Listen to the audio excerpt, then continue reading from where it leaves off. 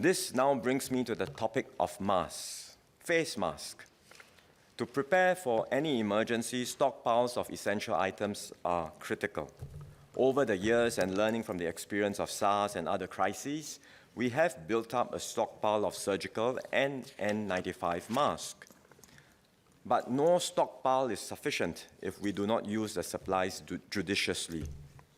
In the 9 days leading up to end of January, the government released more than 5 million masks from our stockpiles to the retailers. All were snapped up in a matter of hours. But still, there were people who were not able to get access to a mask. At the same time, with the virus spreading to countries all over the world, there is now a global scramble for masks. Producers around the world are struggling to keep pace with the demand, and some places like Taiwan have even banned the export of masks.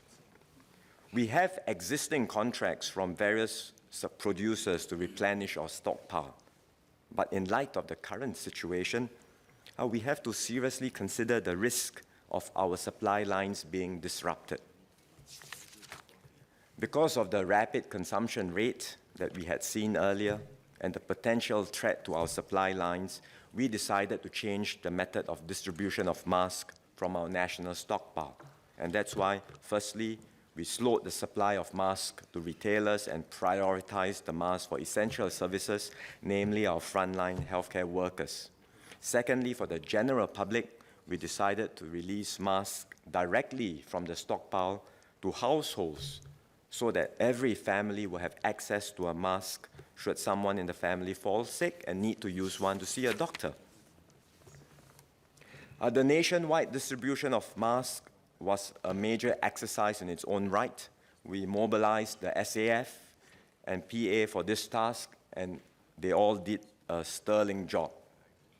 Within a very short turnaround time, the SAF had completed the packing of over 5 million masks and delivered them to our collection points. Our PA staff and grassroots organizations then took over to set up collection centers at CCs and RC centers and to man the collection counters.